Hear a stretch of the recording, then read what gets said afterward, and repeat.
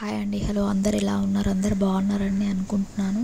కందగడ్డ బచ్చాలు ఎలా తయారు చేసుకోవాలో చూద్దాం. ఒక గిన్నె తీసుకొని గిన్నెలో గోధుమ పిండి వేసుకొని తగినంత సాల్ట్ వేసుకోవాలి. ఇప్పుడు మంచిగా సాల్ట్ వేసుకున్నాక మంచిగా కలుపుకోవాలి. ఇప్పుడు సాల్ట్ అనేది గోధుమ పిండిలో మొత్తం కలిసేంత వరకు మంచిగా కలుపుకోవాలి. కలుపుకున్న తర్వాత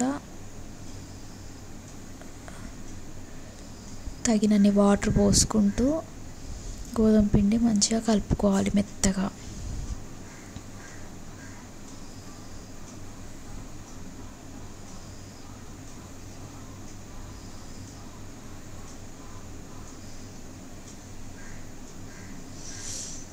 మంచి మెత్తగా గోధుమ పిండి అనేది మంచిగా కలుపుకోవాలి.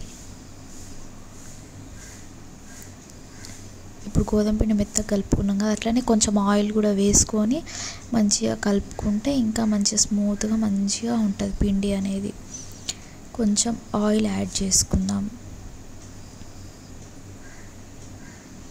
ఆయిల్ వేసుకొని మళ్ళొక్కసారి గోధుమ పిండి పిసికామంటే మంచిగా మెత్తగా మంచిగా స్మూత్గా ఉంటుంది పిండి అనేది మంచిగా. ఇప్పుడు గోధుమ పిండి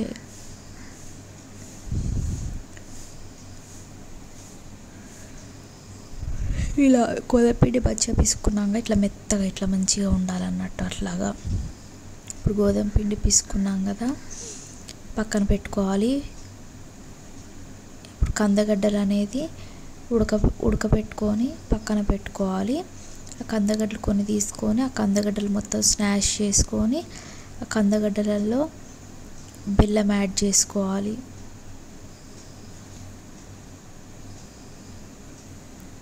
కందగడ్డలలో బెల్లం యాడ్ చేసుకొని మంచిగా కలుపుకోవాలి. ఆ కందగడ్డ బెల్లం అనేది మంచిగా కలవాలి.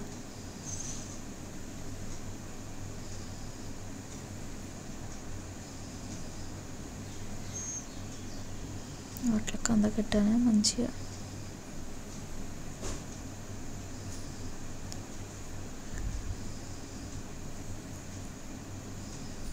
కలుపుకోవాలి.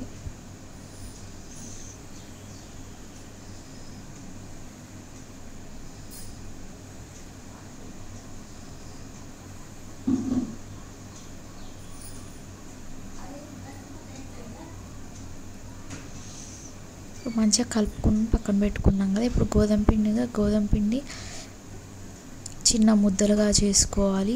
కొంచెం పెద్ద సైజు ముద్దలే తీసుకోవాలి. పెద్ద సైజు ముద్దలు తీసుకొని మంచిగా రౌండ్గా చేసుకోవాలి.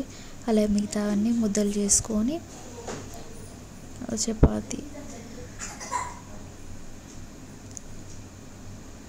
ఇప్పుడు కొంచెం చపాతీ చేసుకోవాలి.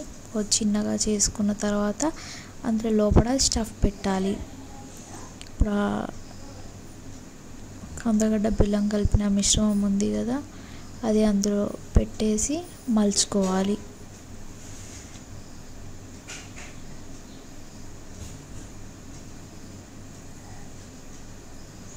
మలుచుకోవాలి.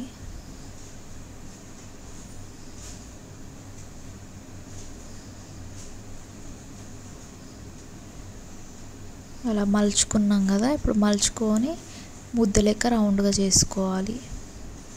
చేసుకొని మళ్ళీ చపాతీగా చేసినట్టుగానే మళ్ళీ చేయాలన్నమాట.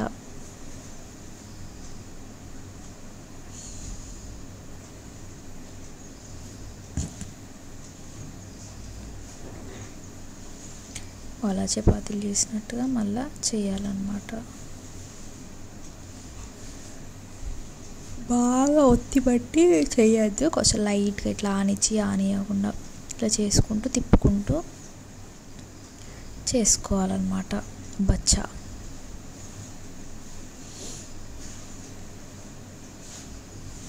సో ఇప్పుడు రెడీ అయిపోయింది బచ్చా.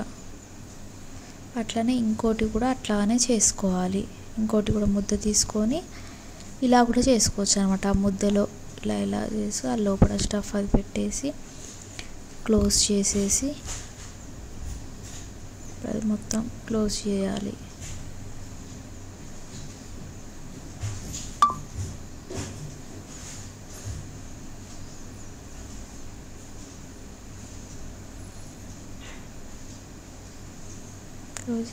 క్లోజ్ చేసేసి మళ్ళీ ఉండ లెక్క మళ్ళీ ఇలా రౌండ్గా చేసేసి మళ్ళీ అది సేమ్ చపాతీ టైపు మళ్ళీ చేయాలన్నట్టు.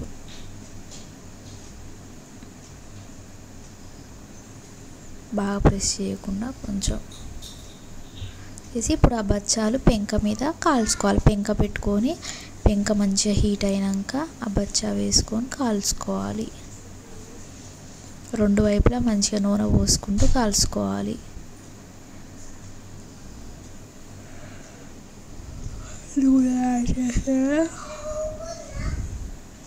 అలా నూనె పోసుకుంటూ కాల్చుకోవాలి మంచిగా.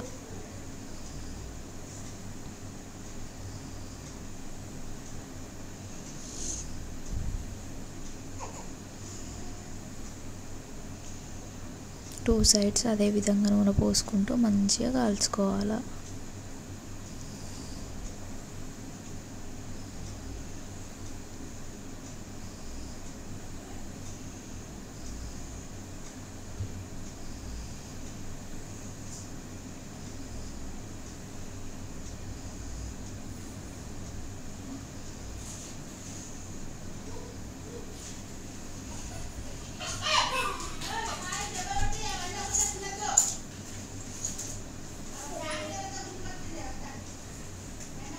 ఇప్పుడు మంచిగా కాల్చుకున్నాం కదండి టూ సైడ్స్. మంచిగా కాల్చుకున్నాక ఇట్లా మంచిగా కాల్చుకోవాలి టూ సైడ్స్.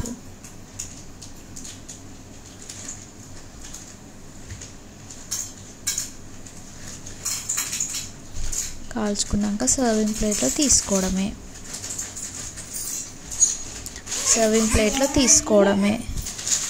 అలాగే ఇంకొకటి కూడా అదే విధంగా తీసుకొని కాల్చుకోవాలి. ఈ రెండు ఇలా కాల్చుకున్నాం కదా, ఇంకెన్ని ఉంటే అన్ని కాల్చుకొని సర్వింగ్ ప్లేట్లో తీసుకోవడమే. ఇప్పుడు అది ఉంచితే అది లోపల చూసి ఎంత మెత్తగా మంచిగా ఉందో. సో కందగడ్డ బచ్చాలు అనేది రెడీ అయిపోయిందండి. కందగడ్డ బచ్చాలు రెడీ. ఇలా చేసుకొని తినండి, చాలా బాగుంటుంది. Thank you for watching. Bye.